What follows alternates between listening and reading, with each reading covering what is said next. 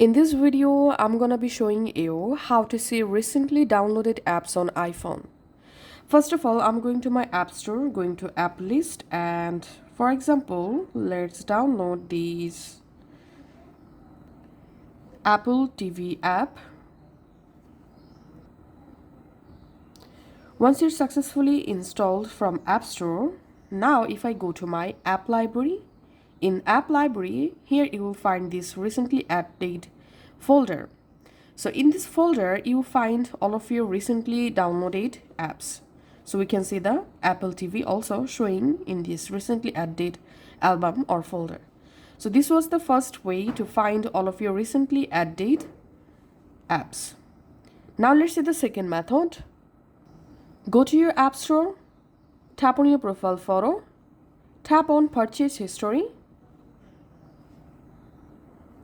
or you can just tap on apps, tap on my apps, and here you will see all apps you have ever downloaded, starting with the most recent at the top.